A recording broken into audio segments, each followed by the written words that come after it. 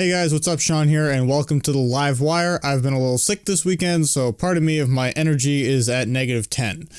First of all, let's start with Samoa Joe. A little bit of an update on his injury. He gave a statement or so in an interview, said that he expects, hopefully, to be back again, probably before Mania. It's sort of week to week, as he put it, but he's definitely missing the Rumble. It doesn't require surgery or anything, just time to heal, and that hopefully it's going to be sooner rather than later. But again, missing the Rumble for sure. Sounds like all of February, and again, the original estimate was early March. Right now, he's talking, or reports have been mid to late March, which again isn't too much different. Like, we're talking, if it's mid-March, 2 weeks, which again on a week-to-week thing could easily become early March again. But at this time, it doesn't seem like he has much chance of being in a very large storyline for Mania, again, unless they book it where it's just promos and doesn't require any actual in-ring work, which in that case they could still do it. But again, with the timetable being so close to Mania, it's hard to see them going all in even that way, because, well, what if mid-March turns 2 weeks later and now it's early April and we're at Mania and his foot's all fucked up? So I'm not sure what they're going to do with Joe. Also, on a related injury note, Kevin Owens has not wrestled since January 9th on SmackDown Live or at house shows, and he is expected to be okay for the Rumble, but he has a back injury, which they're basically just letting him heal up. It doesn't sound like it's serious. Probably way less serious than Joe, but, they want him ready for the Rumble and the road to Mania, so for now, they are letting him heal. Also, just to touch up on a little thing we talked about last week, Roman Reigns and the steroid scandal, or not scandal, depending on how you look at it. Right now, it seems like he will not be investigated, and WWE is not going to comment, which I think means he's in the clear, and we will just move on like this never happened. But, there's always a chance that somebody with documents or access to documents indicating that he actually was involved in this eventually leaks those documents, and then all bets are off as to what happens next. Now, we're going to enter a little bit of a spoiler part of the show. This is about Raw 25, so if you don't want to know who's going to be there, click away. Later, we will do even more spoilers, so if you really don't want to know that, you should definitely click away then, but I will give you another warning. So first of all, as for the people appearing, the final list is pretty much available at this time, although it is still unknown if Chris Jericho will be in attendance. Jericho, as of Friday, was still not assigned to actually be there, despite WWE advertising him. They clearly want him, but they are unsure if they're going to be able to get him there. I imagine something will be worked out because, well, why not? But at this time, they still are not quite sure if he's going to be there. The full list will be available in the description, either via a link or actually posted. I'm not sure if it's too many characters for the description, so I will find that out when I go try it.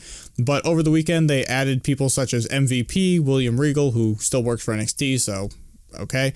Howard Finkel, Jonathan Coachman, all expected to be in attendance. I believe they were mainly the new names to the list. MVP is interesting because he's still kind of an active wrestler, and there were rumors around the draft and the brand split about him possibly coming back, and after all his weird shit with like TNA, and I think he was in Lucha Underground for like an hour and then got fired or left or whatever happened with that situation. So there's rumors about whether he'd be back. People have talked to Matt Hardy about reuniting with him. I don't know that there's any room for MVP on the roster. I think for some reason he's more fondly remembered than he is for me by others, and I'm not saying he's bad, but there are so many good people right now who are not being used either at all or properly. Shinsuke, Finn Balor until like 3 minutes ago, where they started to like reunite the club. There are so many people who are underutilized and just misutilized or not utilized that putting MVP on the roster just seems completely unnecessary. Like, do we really need another mid-carder who they will underutilize / not utilize, or possibly overutilize because, they can be like, he's returning, even though, like, no one really remembers that. I'm pretty sure he's still the longest reigning United States champion, or maybe that was surpassed, but he definitely was the longest reigning United States. Like, does anyone, I don't know. He doesn't have that many, like, historical significant moments to be regarded this highly, I don't think. And I best remember him for playing a basketball game with Matt Hardy on SmackDown, so take that for what you will. Other things to look forward to tonight on Raw that aren't MVP are The Undertaker's return and possible setting up of possibly a final possibly final match at Mania. We never know if it's his actual last time with John Cena. We also have Roman Reigns and The Miz for the Intercontinental title. I have predicted on this channel, you can find that somewhere, that the Roman Reigns Intercontinental title run will end tonight, and The Miz will conquer the world, which basically frees up the belt. And I have suspected that it will be at the hands of The Undertaker, or better yet, a fancy trick with the lights where they turn off and on, and then Roman is terrified because pro wrestlers, big tough guys, are afraid of the dark for some reason. But I've predicted that will happen tonight, and if it does, I'm a genius. If it doesn't, I never said shit. Finally, our super duper duper spoiler segment of the episode. This is in regards to the Royal Rumble and to the odds. The odds are not necessarily accurate at this time. It doesn't seem like they're 100%, but things are definitely moving and shifting, and I promise I hopefully will not look at these until Wednesday when we record our prediction special for the Royal Rumble. But as of right now, I did not mean to read this, but it was literally everywhere, and I couldn't avoid it because it was in the headline sometimes. It was written out entirely, so unfortunately I now know it, and I can't unknow it. So if you don't want to know, please, please, please, please leave right now. Leave. Goodbye. I've given you plenty of time. If you're still here, this is your own fault. So, as of right now, Shinsuke Nakamura remains the top favorite to win the men's side of the Royal Rumble. However, out of nowhere, out of left field, Daniel Bryan has shot up to third as of recording this and is now a 4-1 odds favorite to win the entire thing and to go on to WrestleMania to presumably face AJ Styles. Although I suppose he could do some weird Kevin Owens, Sami Zayn triple threat battle of the strange, but I suspect it would be AJ Styles if they went in this direction. Now, I don't know if this will happen. There are no reports right now that Daniel Bryan has been cleared. There is no one who can even say why this has happened, other than there have been books out there, sports books, who have said that they have inside information that says something is happening and that there is a reason for this. Now, whether it is Daniel Bryan's going to wrestle, or some crazy storyline thing where Daniel Bryan inserts himself into the Rumble, wins the Rumble, but doesn't actually wrestle, but does it to screw over everyone.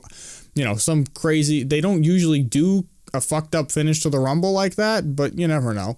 So, who knows? As of right now, my theory would be that he would wrestle if he does win, and that it would go something like this. So Daniel booked the 2-on-1 handicap match, which has put Shane somehow back on the side of AJ Styles for some reason.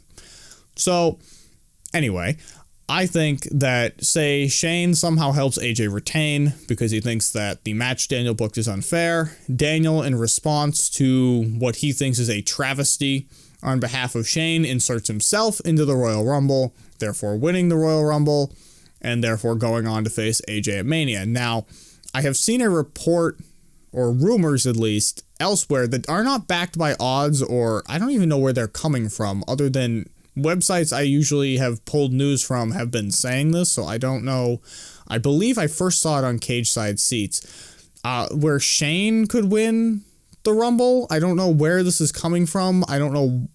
I can't imagine that would happen, but I did see that places, so be on the lookout for that, I suppose. I wouldn't be surprised at this point if both SmackDown Authority figures were to insert themselves in the Rumble, if it is indeed possible that Daniel Bryan would win it.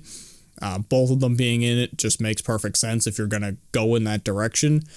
Honestly, it wouldn't be surprising if they were the final two. So right now, Daniel Bryan rocketing up the men's side of the list. And on the women's side, my little thing about Ronda Rousey is seemingly becoming more and more real overnight, as though no one has said she's signed a contract yet. She is still hanging around there near the top of the odds sheets, and it just feels inevitable, and I think it wouldn't be bad booking. I know it would be bad from the hardcore fans' perspective if a celebrity, even though, you know, she's gonna, I think, commit herself to doing this at least to the best of her ability. I don't know if she'll ever be the best of all time, but I don't think she's going to, you know,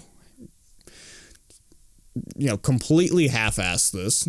So Not like Floyd Mayweather when he did that match with Big Show at Mania or something. So I think like there's reason to be hopeful for her in the future, but it would be kind of weird if she won this first one. But I think it would give WWE their crossover appeal with her victory.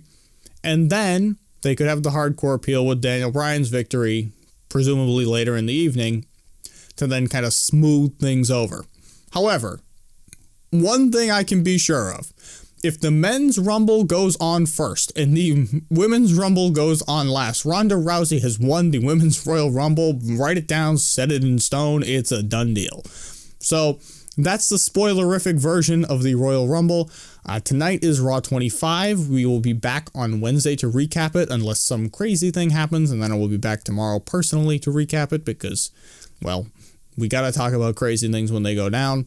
But Wednesday will be the Raw SmackDown recap podcast. On Friday, we will have the Royal Rumble prediction episode available to you all, with hopefully no edits due to weird changes to the booking after Wednesday, because we're going to record that on Wednesday likely.